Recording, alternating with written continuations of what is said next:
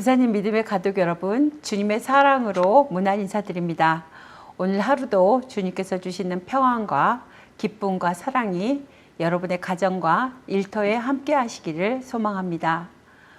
오늘 함께 나누실 하나님의 말씀은 고린도 후서 1장 1절부터 11절 말씀입니다.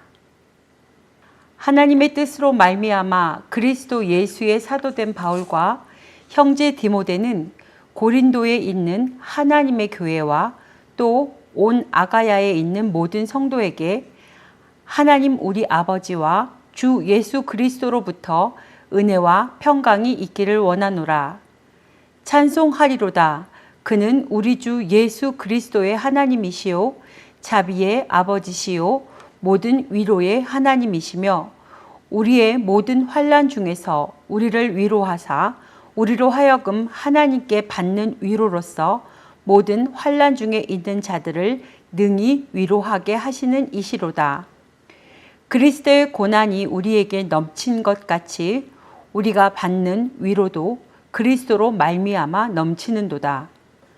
우리가 환난 당하는 것도 너희가 위로와 구원을 받게 하려는 것이요 우리가 위로를 받는 것도 너희가 위로를 받게 하려는 것이니 이 위로가 너희 속에 역사하여 우리가 받는 것 같은 고난을 너희도 견디게 하느니라.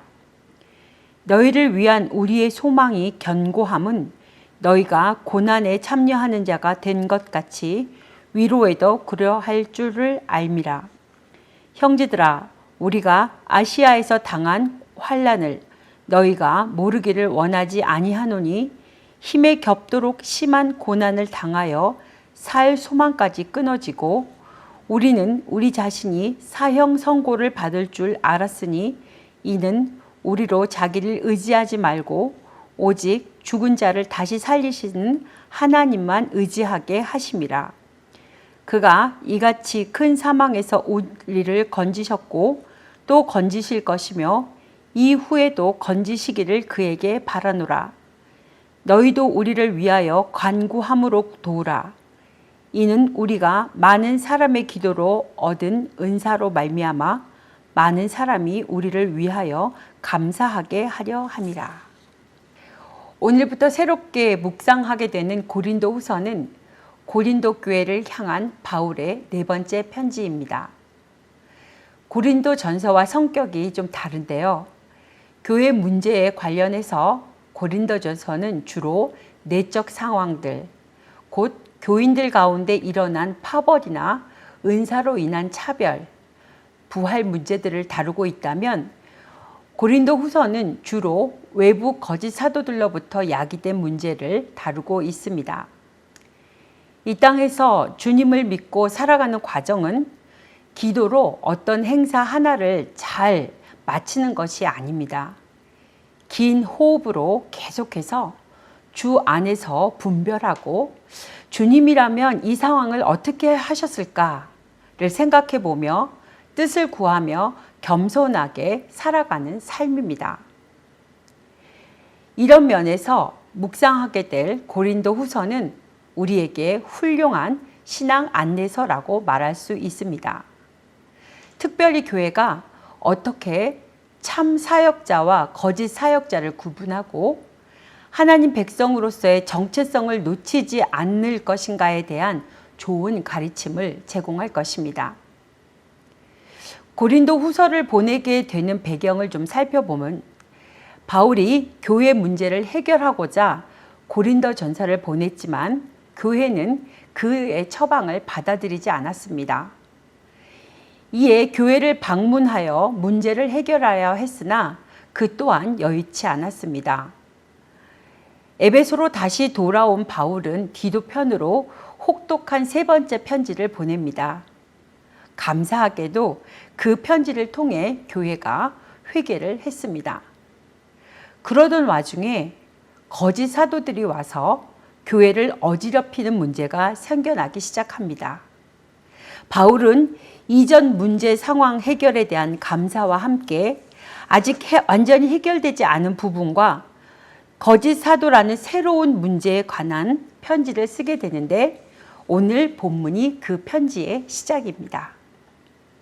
오늘 본문의 구조를 살펴보면 1, 2절에는 발신자와 수신자가 문안 인사를 하고 있고 3절에서부터 11절은 하나님을 향한 찬양, 송영입니다.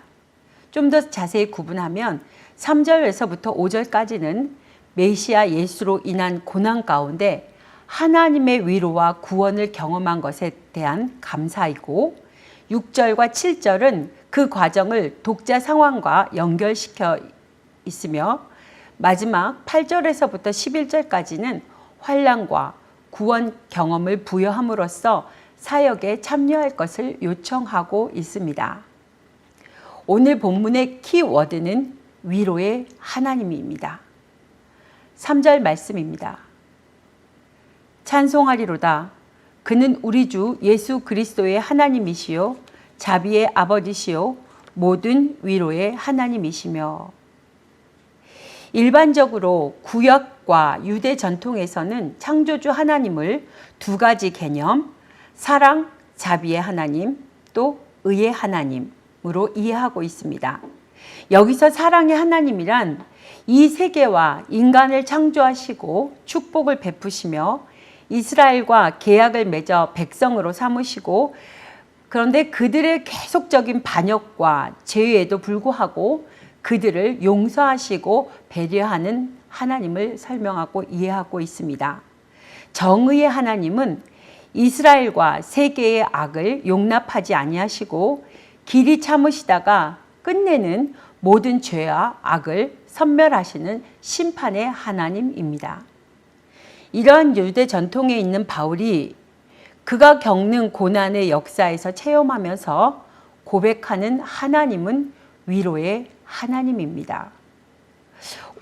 환난 중에도 위로하시는 하나님을 계속적으로 찬양하고 있습니다.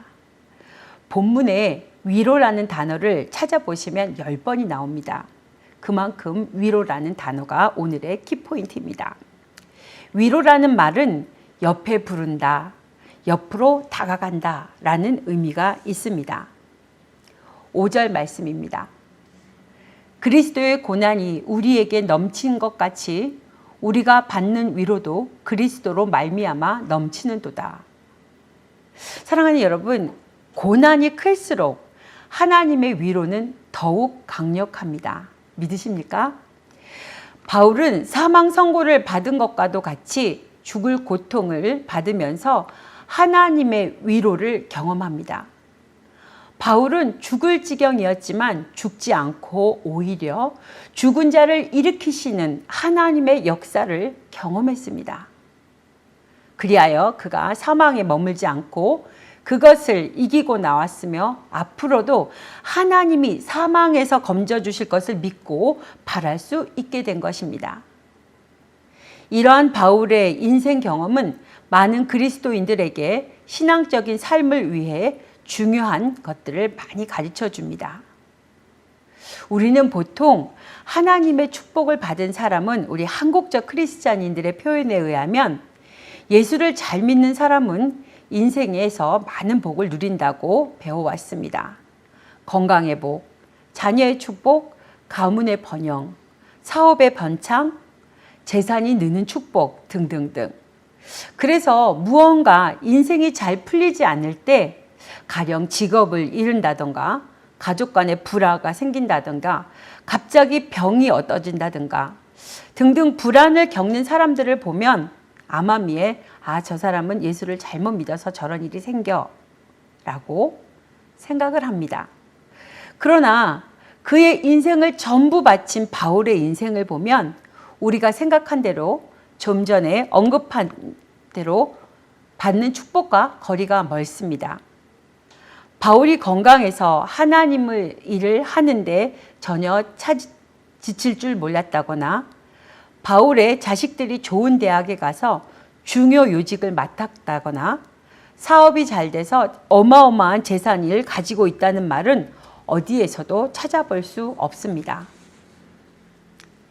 그의 편지에 나타난 단편적인 진술로 미루어 보면 그리스도의 복음을 전하는 그의 인생은 오히려 그와 반대라고 할 수 있습니다.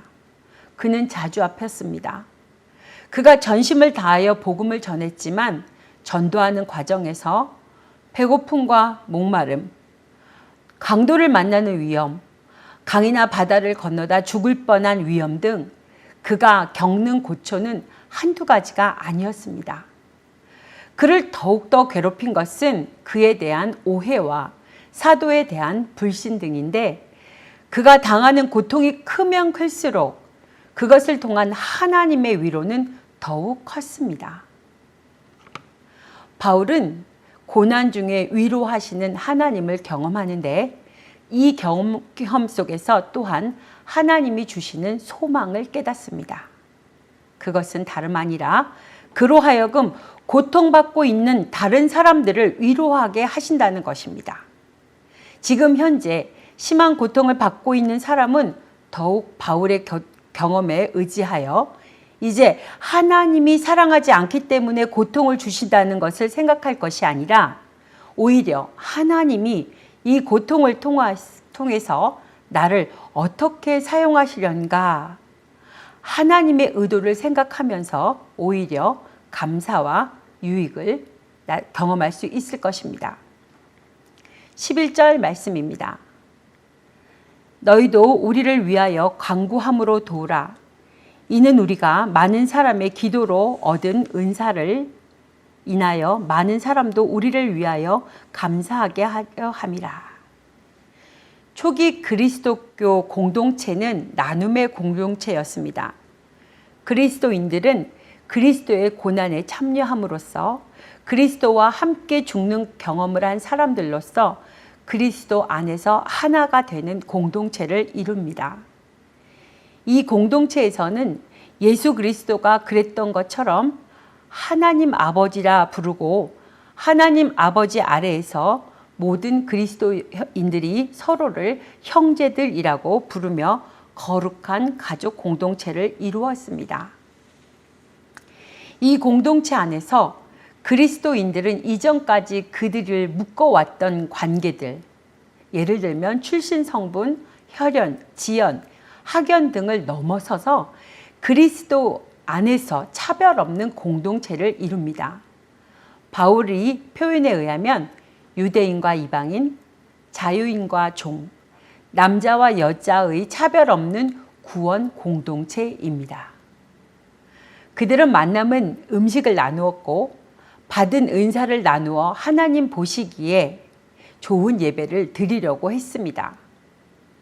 고통받는 자가 있으면 위로함으로써 고통을 나누었고, 기쁜 일을 얻은 사람이 있으면 기쁜 일도 함께 나누며 공동체의 면모를 다져갔습니다.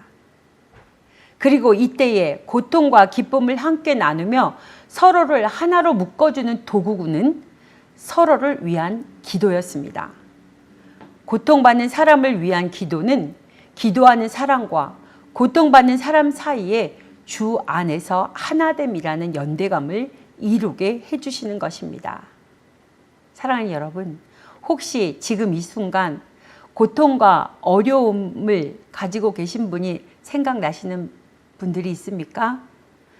그분들을 위해서 오늘은 특별히 기도하며 안부 전화라도 하는 복된 날이 되시기를 소망합니다. 고난을 겪어보지 않은 사람은 다른 사람을 진정으로 위로하지 못합니다. 고난을 겪어본 사람이 다른 사람의 고난에 같은 마음으로 동참하며 참된 위로를 줄 수 있습니다. 그래서 우리 부산진 공동체는 어려움이 있을 때나 중요한 일이 있을 때에 기도 제목을 나누고 함께 기도하며 든든한 사랑의 공동체로 만들어 나아가야 합니다. 고난과 기쁨을 함께 나누는 가족이 되어야 합니다. 또한 그러한 문제들이 해결되었을 때 모든 영광을 하나님께 올려드려야 하며 감사의 고백이 넘쳐나야 하는 것입니다. 오늘 위로라는 단어가 참 많이 나오죠. 우리가 살아가는 동안 우리에게는 많은 위로가 필요합니다. 그 위로는 사람들에게도 오지만 하나님을 의지하는 우리들에게 하나님께서 주십니다. 우리가 고난을 당할 때에 오직 하나님만 바라보고 성령 하나님의 넘치는 위로로 모든 고난을 이기시기를 간절히 기도합니다. 우리는 자기를 의지하지 말고 죽은 자를 살리시는 하나님만 의지하는 저와 여러분이 되시기를 간절히 소원합니다. 9절 말씀을 봉독하며 말씀을 마치겠습니다.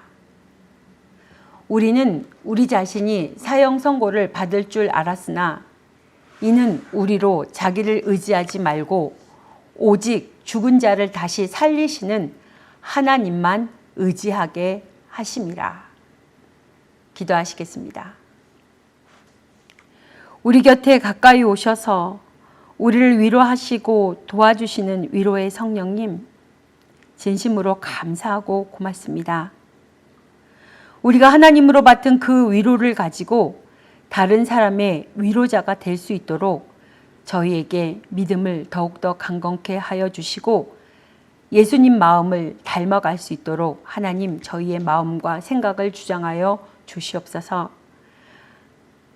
각기 흩어져 있는 우리 부산진 공동체, 우리 사랑하는 가족들을 하나님께서 눈동자와 같이 지켜주셔서 오늘도 하나님께서 주시는 기쁨으로 감사하며 힘들고 어려운 일이 있고 아버지 하나님 그 일로 인해서 우리 마음이 힘들고 아버지 하나님 감당할 수 없을지라도 그럼에도 불구하고 하나님 감사합니다.